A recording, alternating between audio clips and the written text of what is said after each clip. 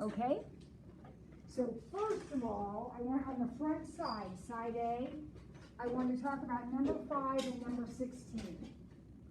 Because this is a shape that we haven't been talking about. We've been talking about lines and planes and rays and segments, but not angles. When we name an angle, the symbol we use is either this or this. Now, as long as I am your teacher, I will be using this all the time because I get confused with this and what. What does that look like? That's a less than symbol, and I get them confused. So I'll always cross my angle, but you don't have to. So I will identify this angle right here. This is number 5. I will identify it as angle CAT, or angle TAC, or angle A. Notice that when I use 3 letters, this one has to be in the middle. That's called the vertex. That's where the angle grows out of. That has to be in the middle if you're going to use 3 letters. Since that is the only angle in the picture, I can just say angle A, and then everybody knows this is what I'm talking about. So any of those are okay for number 5. Now this one is easy because there's no letters to even worry about, so this would just be angle 4. Okay? Now, I tried to check, were there any other angles on there? Or is there anything else on the front side that you weren't sure how to write it?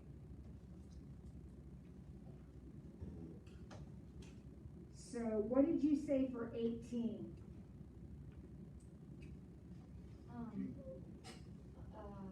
Line GAP. Line GAP. Now, do we need 3 letters for a line? No. So Carson, you could actually get by with just line GA, or line GP, or line AP. Any of those in any order would be fine. What do we need 3 letters for? Planes. And sometimes angles, depending on the situation.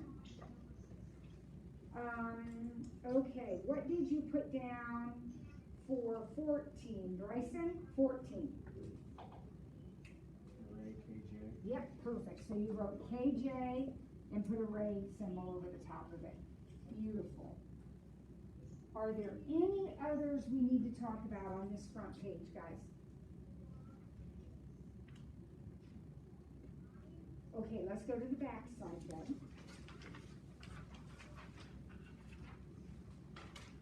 Some of these I think you probably did pretty easily, but in the first 12, are there any that kind of confused you a little bit in the first 12, Declan? Number 3. What is another name for line J?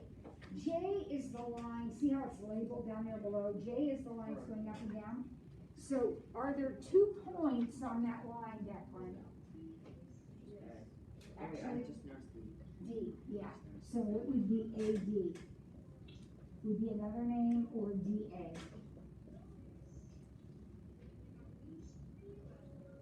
Takes 2 points to write the equation of, or to write the name of a line. Anybody else in the first 12? Anything at all that you think you might have missed?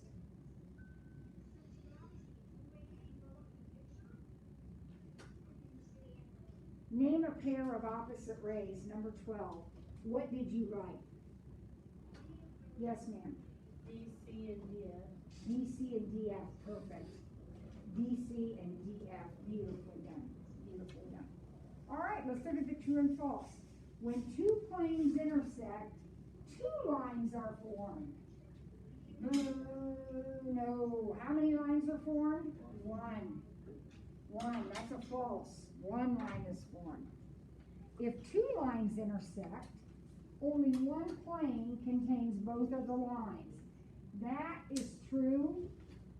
That is a tricky one. It's one of the theorems. If two lines intersect, there's one plane that goes through all of that. Any 3 points are collinear. Heck no, can't you draw 3 that aren't real easy? Yeah. Any 3 points are coplanar. Be careful. False, because what has to be the case? They gotta be not in a straight line. They have to be not collinear. The intersection of 2 planes is a point. No. The intersection of 2 planes is a line. It's like the corner of the box. Right here. 2 planes are coming together in the corner of the box. An angle consists, oh, this was unfair, let's talk about it. An angle consists of 2 different rays with different endpoints. No. When you draw an angle, would you agree that that is a ray? And this is a ray? But what about their endpoint? It's the same. So an angle is 2 rays with a common endpoint, the same endpoint. Okay, name 4 points, you got that. Number 20, name 2 line segments. Scout. EM and EG. That's perfect. There are others in the picture, but that's perfect. And you have just a little bar over the top, right? Name 3 rays. Okay, who can name 3 rays? Declan? EM, EG, and EO. EM, EG, EO. Perfect. EM, EG, EO with the ray sign over all of those. Oh, name 2 angles. There are definitely 2 angles in the picture.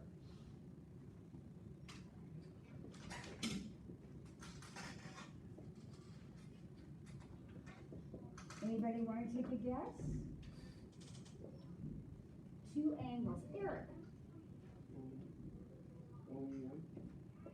Angle OEM. Beautiful. OEM. That's this angle right here. And then Eric, what would be the other one? MEG. Angle MEG. Absolutely awesome. Now, you guys, listen. As long as you have the E in the middle, you can turn around these letters. So he could have said MEO, as long as the E is in the middle. That point's got to be in the middle because that's where your angle is. That's your vertex of your angle. Name the line 3 ways. So this is your line. Name it 3 ways. There's more than 3. We'll just stop with 3. How could I name this line?